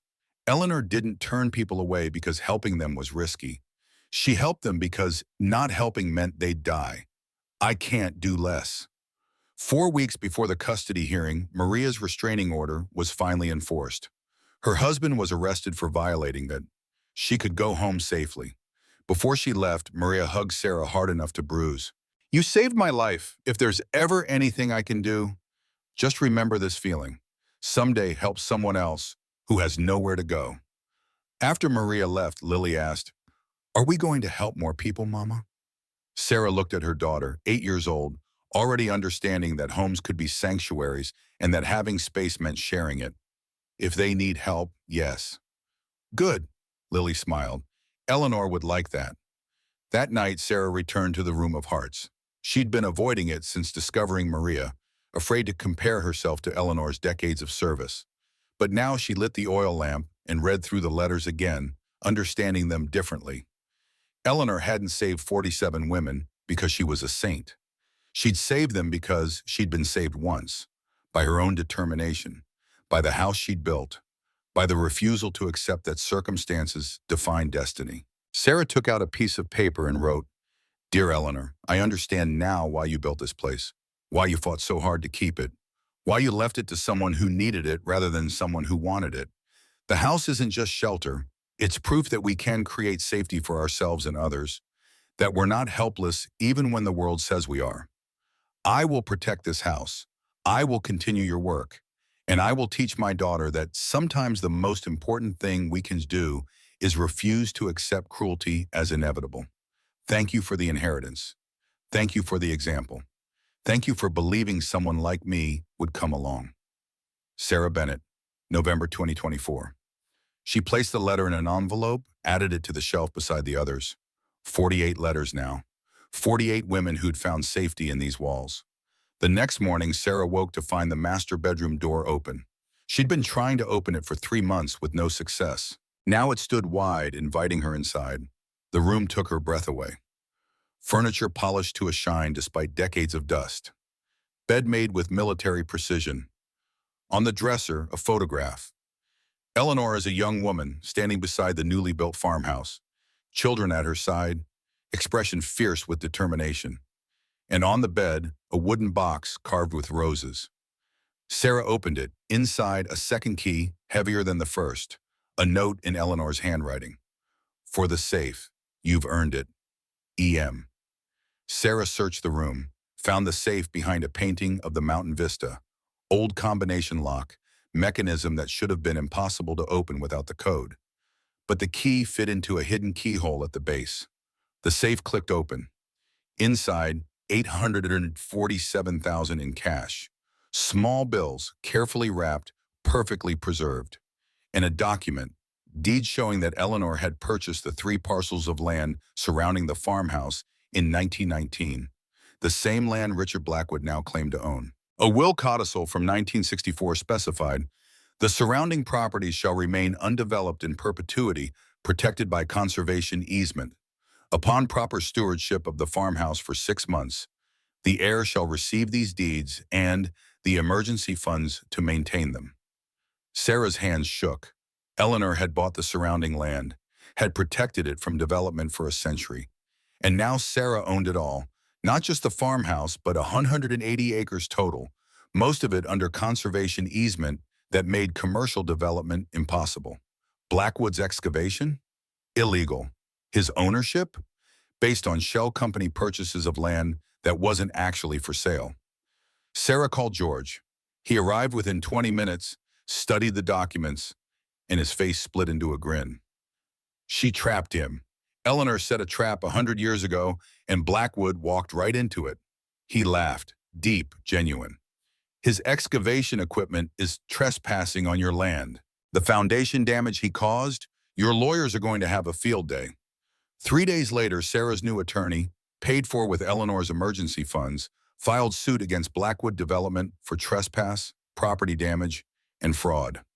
The lawsuit included the deed evidence, the conservation easement, and documented proof of deliberate structural sabotage. Blackwood's lawyers called within hours, requesting emergency negotiations. This time, Sarah met them in her own space. The farmhouse library, surrounded by books Eleanor had collected, sitting in a chair Eleanor had built. She had the power now, and everyone in the room knew it. Blackwood himself looked diminished. Expensive suit, unable to hide his fury. "Name your price. I'll pay anything to settle this quietly." Sarah let the silence stretch. Then, "Nothing. I'm not selling. Not now, not ever. This land stays protected. The farmhouse stands, and you leave us alone." "You can't. I can, and I will." "Your grandfather tried to intimidate Eleanor. You tried to intimidate me. Neither of us broke. Maybe that should tell you something about the women you have underestimated." The lawyers negotiated terms. Blackwood would cease all excavation, pay for structural repairs, and forfeit any future claims to the property. In exchange, Sarah wouldn't pursue criminal charges for the deliberate sabotage. After they left, George poured whiskey. "You did it. You beat him." Sarah looked around the library, every book, every board, every stone representing someone's refusal to surrender. "Eleanor beat him. I just finished what she started." But the real test still waited. The custody hearing was 2 weeks away. Sarah had the house, had income, had proof of stability. But David's lawyer was building a case that restoration projects created unstable environments for children. Sarah spent those 2 weeks preparing. She documented everything: building inspector certifications, financial records, testimonials from neighbors. She rehearsed answers to expected questions. She made sure Lily understood what would happen and why. The night before the hearing, Sarah couldn't sleep. She walked through the farmhouse, touching walls she'd repaired, floors she'd refinished, windows she'd installed. Every surface held memory of struggle and triumph. In the library, she found Lily sitting in the dark. "Can't sleep either." Sarah sat beside her daughter. "What if the judge says I have to go back to Daddy's house? Then we appeal. We keep fighting." "But you're tired, Mama. I can see it." Sarah pulled Lily close. "I am tired, but I'm not too tired to fight for you. I will never be too tired for that." Lily was quiet for a moment, then, "Eleanor had kids too, right?" "Two, Mary and Thomas." "Did she keep them safe?" "She did. She built this whole house to keep them safe. And it worked." Lily nodded against Sarah's shoulder. "Then we'll be safe too. The house will make sure." Sarah wanted to say the house was just wood and stone, that buildings couldn't protect people, that safety required constant vigilance and work. But looking around the library, at the hidden room full of letters, at the walls that had witnessed a century of sheltering, she wasn't entirely sure that was true. Maybe some places did carry the determination of people who'd loved them. Maybe intention soaked into foundation and framing. Maybe a house built for protection learned to protect. Or maybe she was just exhausted and desperate for signs that the universe occasionally chose sides. Either way, tomorrow she'd walk into that courthouse and prove she'd built something worth keeping. Not just a restored farmhouse, but a life that could sustain her daughter. A purpose that extended beyond survival. She'd learned Eleanor's most important lesson. You didn't have to start with strength. You just had to refuse to quit until strength found you. The courthouse in Charlotte smelled the same as it had 6 months earlier: floor wax and institutional despair. But Sarah walked through its doors different now, hands calloused and confident, shoulders straight despite the weight of everything riding on the next 2 hours. Lily sat beside her on the bench outside Family Court Division B, wearing the same blue dress with daisies, though she'd grown enough that the hem now hit above her knees. The girl held a folder containing photographs she'd insisted on bringing. The farmhouse in various stages of restoration, documenting transformation through a child's careful eye. David arrived with Karen and his attorney, a different lawyer this time, younger, hungrier, the kind who built careers on separating mothers from children. He glanced at Sarah, then away, uncomfortable meeting the eyes of someone he'd systematically tried to destroy. The bailiff called them in. Judge Patricia Moreno presided, late 50s, reputation for fairness, but no tolerance for manipulation. She reviewed the case file while everyone settled into their positions, silence broken only by the court reporter's fingers on her machine. Ms. Bennett, Judge Moreno looked up. 6 months ago, I granted temporary custody to Mr. Bennett based on your lack of stable housing and income. Your attorney has submitted documentation claiming those circumstances have changed significantly. Walk me through it. Sarah's lawyer, Emma Chen, paid for with Eleanor's emergency funds, stood. Your Honor, Ms. Bennett has inherited and personally restored a Victorian farmhouse valued at over $2 million. She has secured steady remote employment with the Buncombe County Historical Society, earning $1,500 monthly, plus freelance consulting, averaging another $1,000. The property has passed all county inspections and is certified as safe and habitable. She distributed folders to the judge and opposing counsel. Inside, building inspector reports, financial statements, photographs showing the farmhouse's transformation from ruin to livable beauty. David's lawyer flipped through the documents, expression tightening. Your Honor, while Ms. Bennett has made impressive progress on a construction project, the question remains whether that environment is appropriate for a child. She's admitted to ongoing disputes with neighboring property owners, legal battles over land rights, and all resolved in Ms. Bennett's favor, Emma cut in smoothly. The property disputes have been settled, with Ms. Bennett retaining full ownership. The land is protected by conservation easement, ensuring long-term stability. Judge Moreno studied the photographs. These show significant improvement. The property looks well-maintained. She turned to Sarah. Ms. Bennett, you accomplished this restoration largely by yourself? Sarah stood. With help from a contractor who taught me the skills. I rewired the electrical system, updated the plumbing, replaced the roof, rebuilt the porch. Everything was done to code and inspected by the county. Why go through that effort rather than simply purchasing a suitable home? Because that house isn't just shelter, Your Honor.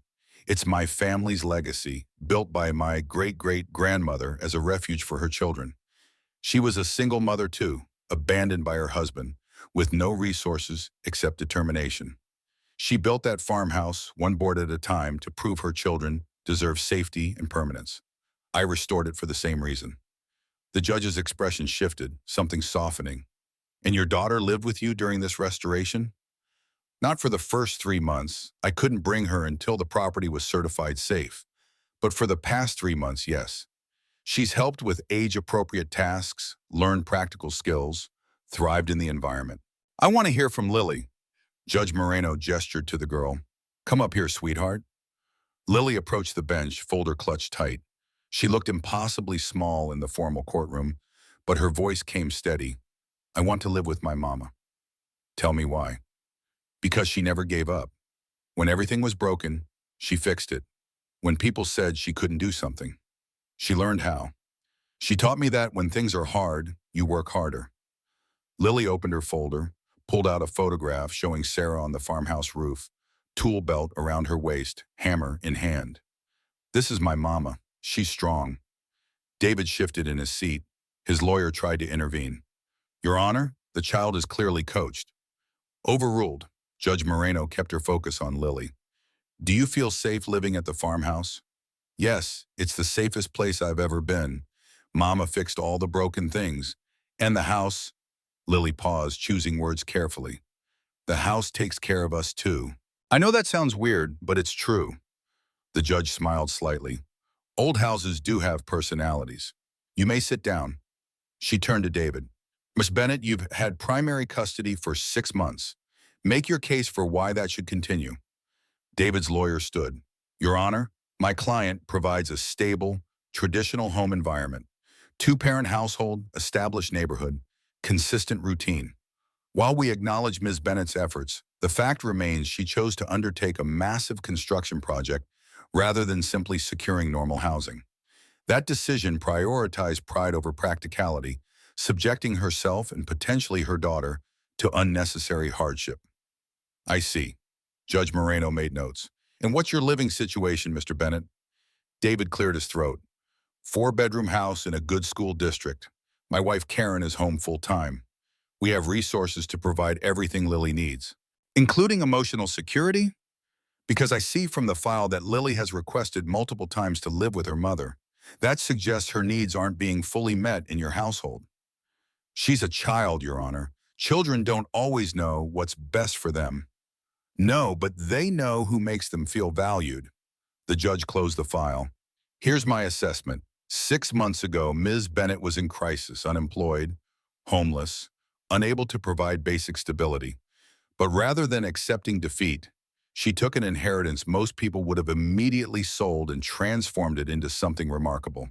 She learned skilled trades, passed county inspections, established income, and created a home that reflects genuine commitment to her daughter's welfare. Mr. Bennett, you provided necessary stability during a transition period. I appreciate that, but stability without emotional connection isn't enough. This child clearly loves both parents, but she feels safer and more valued with her mother. Unless you can demonstrate actual harm or risk in Ms. Bennett's current situation, I'm inclined to restore primary custody. David's face flushed. Your Honor, you can't seriously. I can and I am. Primary custody is restored to Ms. Bennett, effective immediately. Mr. Bennett, you'll have supervised visitation every other weekend with the possibility of expanded access pending family counseling. This court recognizes that both parents love their daughter, but the child's stated preference and Ms. Bennett's demonstrated commitment to stability carry significant weight. She signed an order, handed it to the bailiff. We're adjourned. The courtroom erupted in controlled chaos. David's lawyer objecting, Emma gathering papers, the bailiff maintaining order. Sarah couldn't move, couldn't process that she'd won, that Lily was hers again, that 6 months of brutal work had actually mattered. Lily crashed into her, arms tight around Sarah's waist. We get to go home, Mama, to our real home. Sarah buried her face in her daughter's hair, trying not to cry in front of the court, failing completely. We get to go home. Outside on the courthouse steps, Emma shook Sarah's hand with professional warmth. You did well in there. The judge responded to your authenticity. And honestly, bringing those photographs was brilliant strategy. Showing rather than just telling makes all the difference. Thank you for taking my case. Thank Eleanor Miller's emergency fund for making it possible. That woman thought of everything. Emma handed Sarah a final invoice, already paid. You're clear with me, but I'd recommend documenting everything about Lily's transition back into your custody. David's lawyer will be looking for any excuse to file a motion for reconsideration. Don't give them ammunition. The drive back to Asheville felt different, lighter, like the car itself understood the weight that had been lifted. Lily chattered the entire way, making plans for her room, talking about the garden she wanted to plant, asking if they could get a real cat to keep the ghost cat company. We'll think about it. Sarah watched mountains rise ahead, their peaks cutting into sky the color of new beginnings. She'd driven this road 6 months ago, running from failure. Now she was driving toward a life she'd built with her own hands. They pulled up to the farmhouse just before sunset. George's truck sat in the yard. He'd been checking on the property during Sarah's absence, making sure no opportunistic damage occurred while she was gone. He emerged from the house, took one look at their faces, and grinned. You won. We won. Sarah felt the correction was important. We all did. That evening, George brought dinner from town. Celebration meal from Asheville's best restaurant, complete with cake that Lily decorated with candles. They ate on the front porch while the mountains turned purple with dusk, talking about the next steps, the future, the possibility that stability might actually hold. What will you do with the extra land? George gestured toward the protected acres stretching into forest. Conservation easement means you can't develop it, but you can use it. Hiking trails, maybe. Educational programs. I want to do what Eleanor did. Sarah had been thinking about this for weeks. Turn the farmhouse into a real shelter. Not commercial, no fees, no bureaucracy, just a place where women in crisis can stay temporarily while they figure out their next move. There's a dozen empty rooms upstairs. Seems wasteful to keep them unoccupied. George was quiet for a long moment. That's ambitious. Also complicated, liability insurance, legal protections, coordination with law enforcement. Eleanor operated in an era when she could just help people quietly. Modern regulations make that harder. So we do it legally.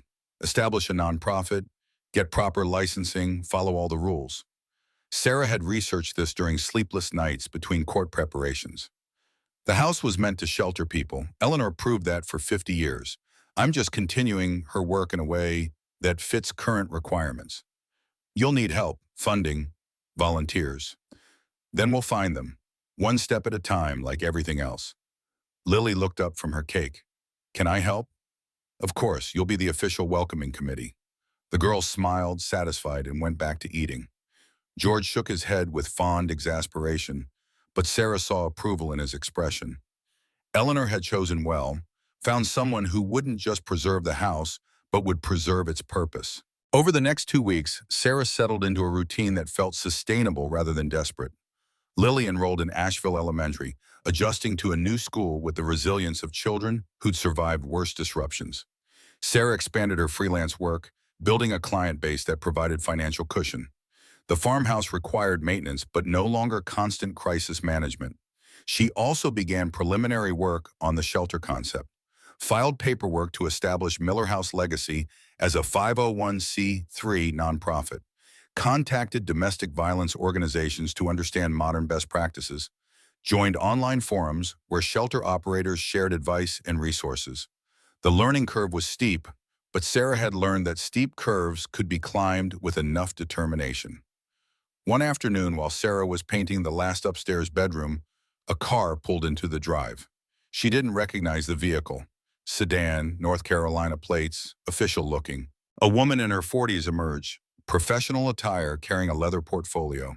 Sarah met her on the porch. Can I help you? I hope so. My name is Dr. Rebecca Torres. I'm a professor of women's history at UNC Asheville. She offered her hand. I've been researching Eleanor Miller for the past 3 years as part of a larger project on underground networks that help vulnerable women in the late 18s.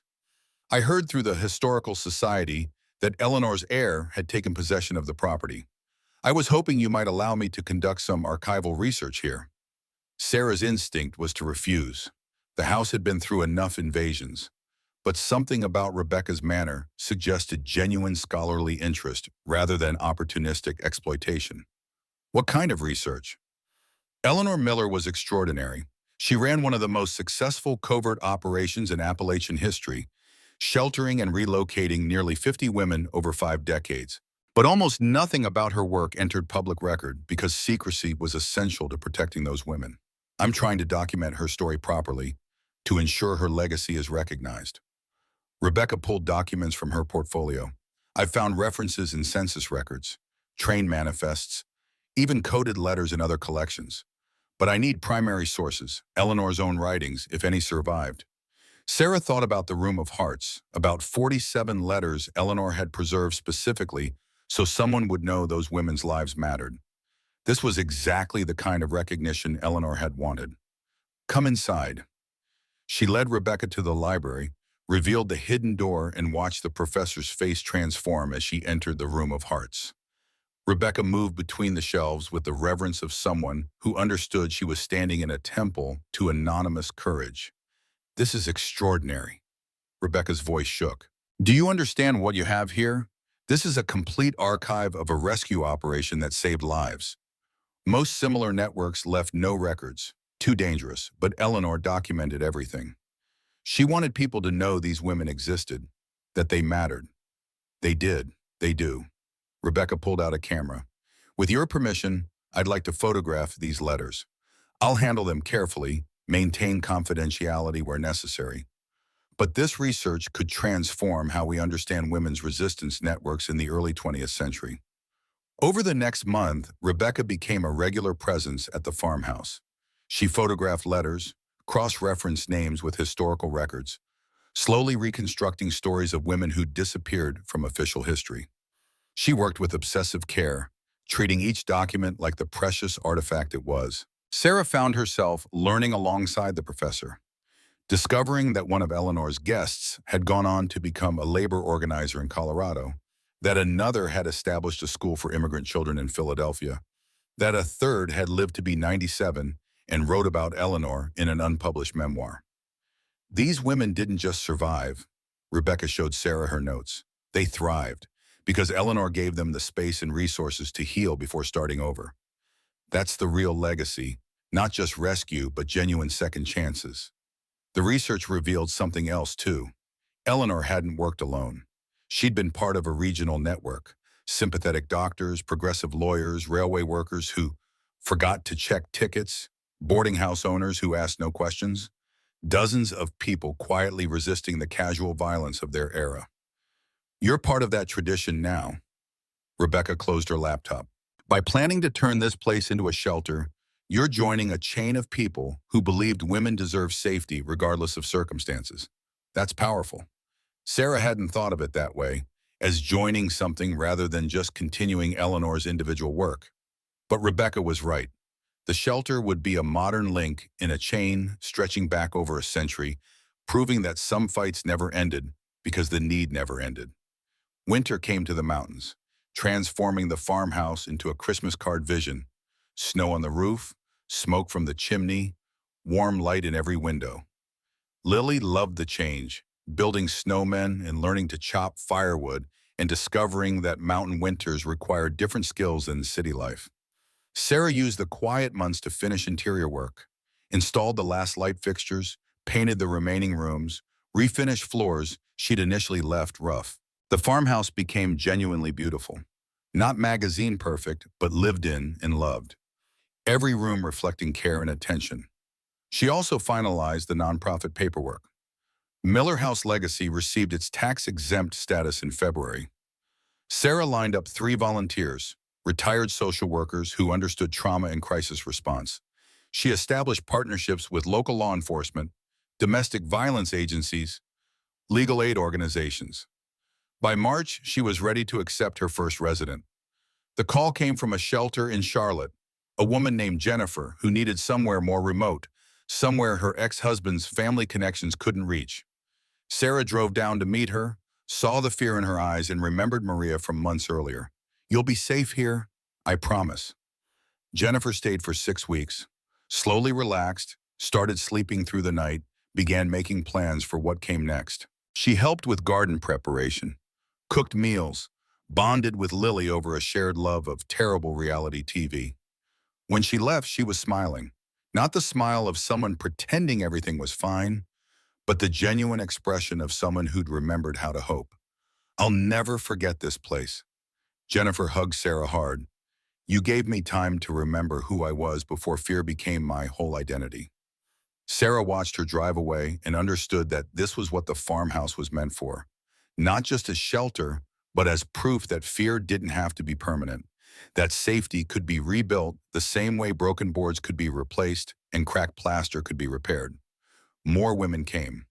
Sarah kept the capacity low, never more than 2 residents at a time, ensuring everyone had space and privacy.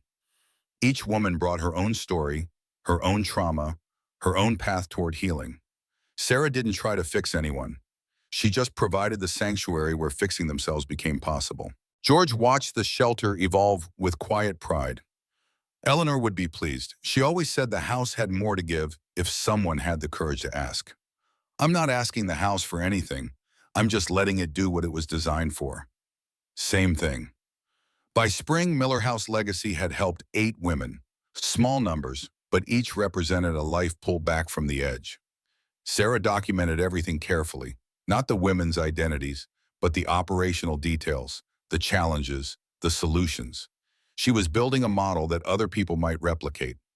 Rebecca's research was published in a prestigious academic journal that April, a 20-page article titled "Eleanor Miller and the Hidden Networks of Appalachian Women's Mutual Aid, 1895 to 1942.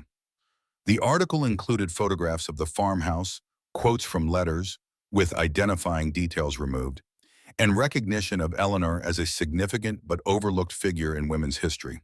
2 weeks after publication, Sarah received a letter from the National Park Service. They were evaluating the farmhouse for designation as a National Historic Landmark, a status that would provide federal protection, grant funding for preservation, and official recognition of its historical significance. It's because of Rebecca's article. George read the letter over Sarah's shoulder. She made the case that this place matters to American history. Now the government agrees. The evaluation process took months. Inspectors came, examined every room, reviewed documentation, interviewed Sarah about the property's history and current use. They spent particular time in the Room of Hearts, photographing letters with the delicacy of people who understood they were handling irreplaceable primary sources. In October, the designation came through. Miller Farmhouse was officially recognized as a National Historic Landmark, one of fewer than 20,600 properties nationwide to receive the honor. The announcement brought media attention, curious visitors, and a surge of donations to the Miller House Legacy nonprofit. Sarah used the attention strategically, did interviews emphasizing the shelter's mission rather than her personal story, highlighted Eleanor's work, redirected curiosity towards supporting the ongoing operation rather than just celebrating past achievements. But not everyone celebrated the designation. Richard Blackwood had been quiet since the property dispute settlement, accepting defeat with grudging silence. The National Historic Landmark status changed that. The designation meant the farmhouse would never be developed, would never yield the granite underneath, would permanently block his family's century-long obsession with exploiting that land. He came to the farmhouse on a gray November afternoon, alone this time, without lawyers or contractors. Sarah met him at the gate, not inviting him closer. "You cost me $20 million. His voice carried none of its usual polish, just raw anger. "My grandfather died bitter because Eleanor Miller wouldn't sell. My father spent his whole life trying to acquire this property, and now you've made it impossible forever." "Good." Sarah didn't smile, didn't gloat, just stated fact. This land was never meant to generate profit. It was meant to protect people. Eleanor understood that. "I understand that. Your family never will. You self-righteous," he stopped, jaw working. "You think you're a hero, but you're just stubborn." Eleanor was stubborn. "You're stubborn, and that stubbornness is worth millions. To you, to me, it's worth 47 women who got second chances. It's worth every person who will come through that door in the future needing safety. It's worth knowing that sometimes the right thing to do is refuse to compromise just because compromise would be profitable." Sarah held his gaze. "Your grandfather tried to take this from Eleanor through violence. You tried through legal manipulation. Both failed. Maybe consider that the universe is telling you something." Blackwood stared at her for a long moment, then turned and walked back to his car.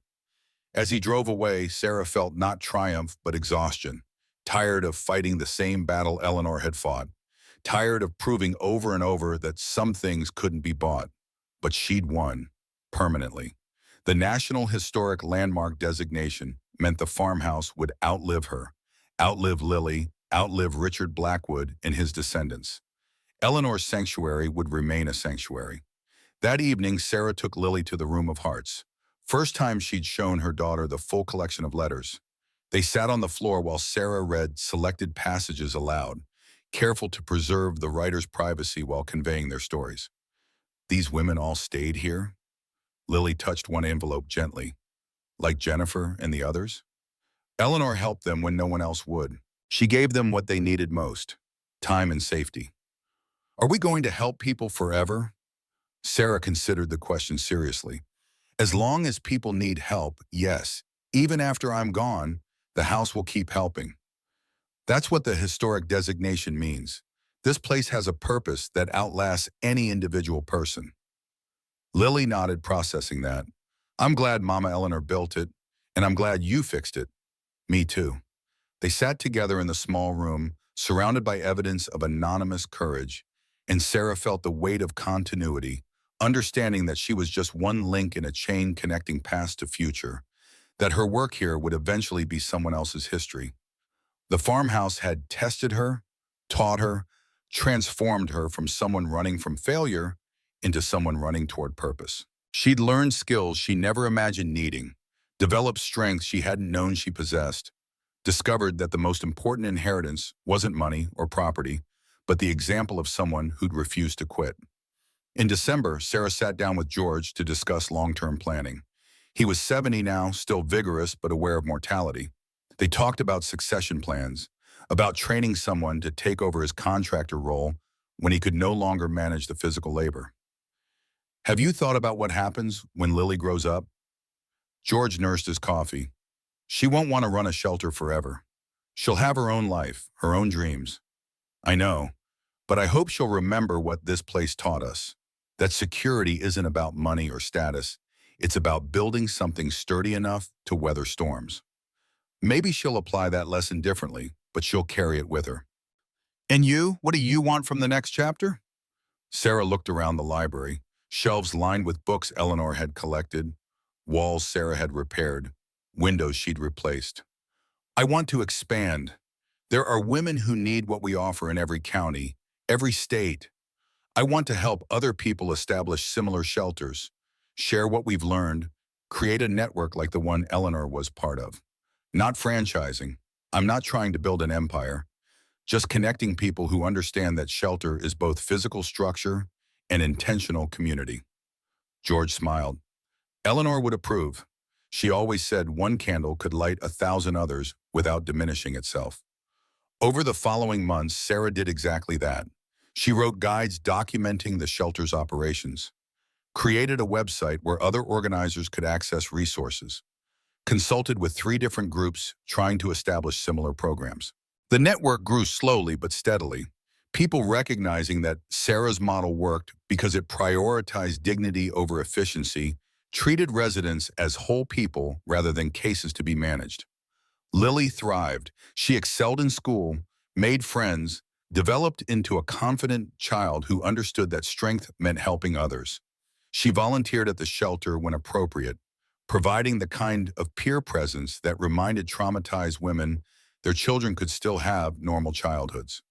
One evening in late spring, Lily asked, "Mama, do you ever think about Daddy?" Sarah chose her words carefully. "I think about how his choices affected us, but I don't regret how things turned out.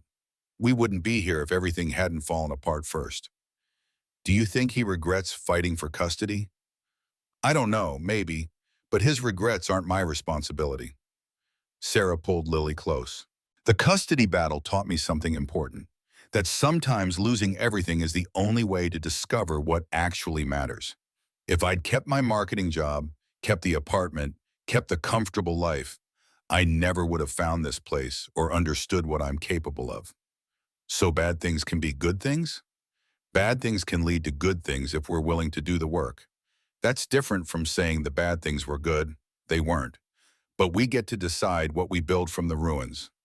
Lily considered that, then nodded. "I'm glad we built this." "Me too, baby. Me too." As summer arrived, the farmhouse reached its 2-year anniversary under Sarah's ownership. The physical transformation was complete. Every room restored, every system functional, the property maintained with the kind of care that ensured longevity. But the deeper transformation continued daily. Women arriving broken and leaving whole, stories of survival adding to the house's legacy. Sarah marked the anniversary by hosting an open house, invited everyone who'd helped along the way, contractors, volunteers, donors, the women who'd stayed there and were willing to return. George stood beside her on the porch, surveying the gathering crowd. "2 years ago, you stood here ready to quit before you started." His voice carried satisfaction. "Look at what refusing to quit accomplished." Sarah watched Lily giving tours to visitors, explaining the house's history with a child's enthusiasm and surprising historical accuracy. "I couldn't have done this without your help." "You could have, would have taken longer, been harder, but you'd have figured it out." That's what Eleanor saw in you, not capability you already possessed, but the willingness to develop capability through necessity. Rebecca Torres approached, bringing a guest, an elderly woman easily in her 80s, with bright eyes and a cane carved with flowers. "Sarah, I want you to meet someone." Rebecca could barely contain her excitement. This is Margaret Chen. She's Anna Kowalski's granddaughter. Sarah's breath caught. Anna, the first woman Eleanor had sheltered, the one who'd written the letter from Denver in 1897. Margaret smiled. My grandmother told me stories about Eleanor Miller my whole childhood. She described this farmhouse like it was heaven, the first place she'd felt safe in years. I never thought I'd see it with my own eyes. Thank you for preserving it. Thank you for coming. Sarah's throat tightened. Your grandmother's letter is still here, carefully preserved. Would you like to see it? Margaret nodded, eyes shining. Sarah led her inside to the room of hearts and carefully retrieved the 1807 letter. Watching Margaret read her grandmother's words, handwriting she probably recognized, voice she'd heard in stories, Sarah understood viscerally why Eleanor had saved these letters. They weren't just historical artifacts. They were proof that suffering could be survived, that kindness rippled across generations, that the choice to help someone could echo for a century. My grandmother lived to be 93. Margaret folded the letter reverently. She became a seamstress, then owned her own dress shop, then trained other immigrant women in the trade. She helped dozens of people over her lifetime. Always said she was passing forward what Eleanor Miller gave her. I think she'd be proud to know this place is still helping women. I hope so. That evening, after the visitors left and Lily went to bed, Sarah sat alone on the porch. The mountains stretched dark against a sky brilliant with stars, the kind of profound darkness that only existed far from cities, where light pollution couldn't wash out the galaxy's full glory. She thought about the journey from that first desperate day in Charlotte to this moment of satisfaction and purpose. Thought about Eleanor building this farmhouse with her own hands, stone and wood and determination. Thought about 47 women who'd passed through these doors when they had nowhere else to turn, who'd left to build lives that mattered. She thought about the women who'd stayed here under Sarah's care, about Jennifer and Maria and the others who'd arrived broken and departed whole, about Lily growing up understanding that home meant safety and safety meant the willingness to protect others. Most of all, she thought about what Eleanor had written in that final letter. You are not fighting for bricks and wood. You are fighting for the principle that women's labor, women's lives, women's choices have value that cannot be bought or intimidated away. Sarah had won that fight, had proved that a woman with nothing but determination could build something that mattered, had demonstrated that some things couldn't be intimidated away because they were rooted deeper than any threat could reach. The farmhouse stood behind her, solid, protected, purposeful, a monument to the idea that one person's refusal to surrender could change the trajectory of countless lives. Inside, in the room of hearts, 49 letters now rested on the shelves. Eleanor's original 47, plus Sarah's letter to Eleanor, plus Margaret Chen's letter thanking Sarah for preserving her grandmother's memory. The collection would grow. More women would pass through these doors. More stories would accumulate. The shelter would continue its work long after Sarah was gone, protected by federal designation and the determination of future caretakers who understood that some places existed to prove that cruelty wasn't inevitable. Sarah stood, stretched, and walked inside, locked the door, not out of fear, but simple precaution. The house had weathered a century of threats. It would weather the next century too. She climbed the stairs to her bedroom, passing the room where Lily slept, passing the rooms where residents stayed temporarily, passing the master bedroom where Eleanor had once planned her quiet resistance. Before bed, Sarah opened Eleanor's journal to a passage she'd marked months ago. June 15, 1920. Harold Blackwood tried to burn us out tonight. We survived. The house survived. My children survived. Tomorrow I will file charges, though I doubt they'll stick. Men like Blackwood rarely face consequences. But I will not surrender this place to fear. I built it with my hands and my hope, and no amount of money or intimidation will take it from me. If necessary, I will defend it for the rest of my life. And if I fall, I trust someone will come after me who understands what we protect here isn't property, it's possibility. Sarah closed the journal, turned off the light, and lay in darkness, listening to the house settle around her. The old boards creaked familiar patterns. Wind moved through trees Eleanor had planted.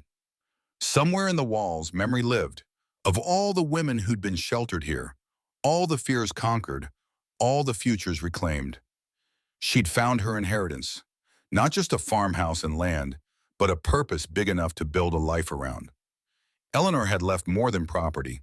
She'd left an example of what one person could accomplish by refusing to accept that vulnerability meant powerlessness. Sarah had taken that example and made it her own, had proved that the fight was never really about houses or land or money. It was about the radical act of believing that people deserved second chances, that safety was a right, not a privilege, that sometimes the most important thing you could build was a place where someone could remember how to be whole.